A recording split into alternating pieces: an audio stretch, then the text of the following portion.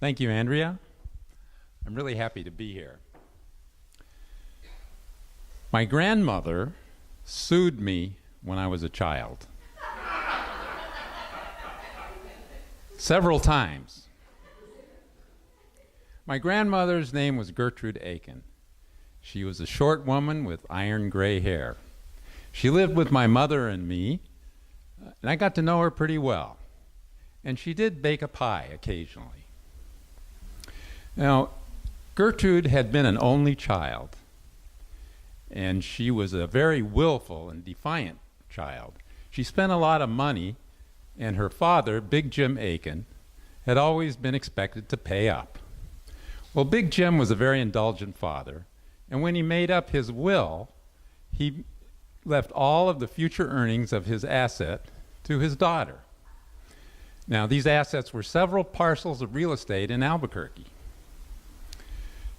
But my grandmother was like a rebel who's won the revolution, but then doesn't know how to run the country.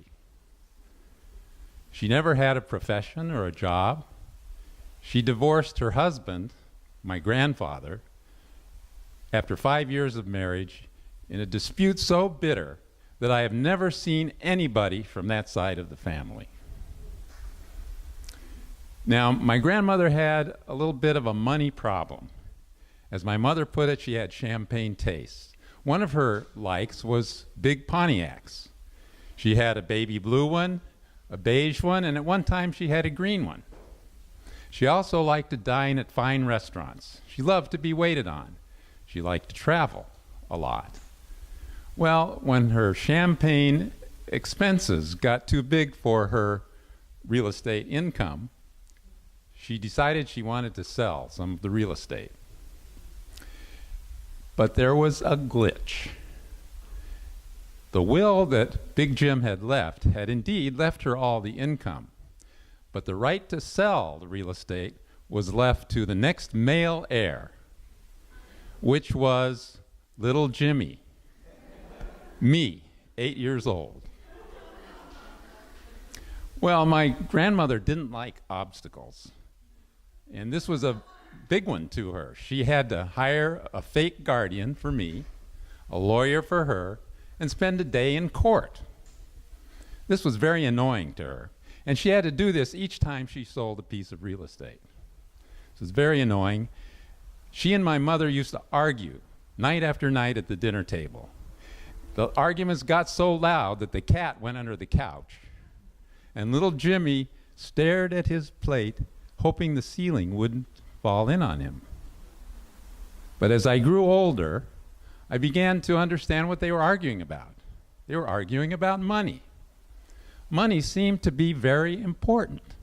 I got interested in money, all the way up to getting a degree in business administration. Well, when I got to be 21, my grandmother had to deal with me. No more fake guardians. She either had to get me to agree to allow her to sell real estate or sue me. So one day her lawyer called me up. His name was Ben Lucas.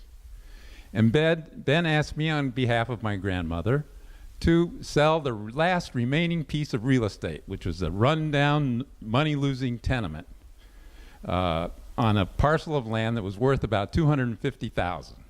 Now, at this time, if we had $250,000 today, it would be $1 million. You know how to make that transition. Okay, so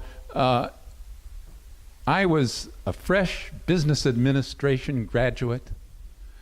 I felt that I could take that money, support my grandmother, and then I'd have $250,000 all to myself.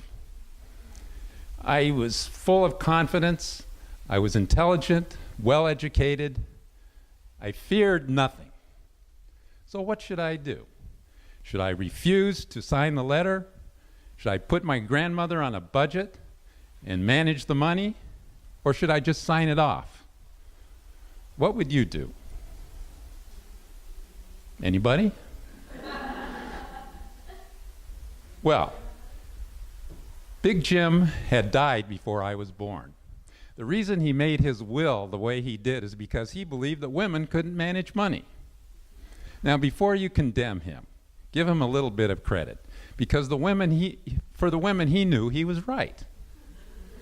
His daughter had defied him, rejected his values, squandered his money. Did I want to try to take the responsibility to provide for her and go through endless arguments about how much was enough? Now, some people think money is poison, but they're wrong. Money is the antidote. The poison is fear. And the biggest thing my grandmother feared was being poor. She'd spent all this money. This was the last piece of real estate. If she didn't get this, her biggest fear would be realized. She would be poor. But then I thought, who did I most want to be like? Did I want to be like Big Jim, who'd made his own way in life, become a pillar of the community in Albuquerque? Or did I want to be like my grandmother, who basically lived life in a bubble of inherited money? So I took that piece of paper from Ben, signed it away, and everybody was happy.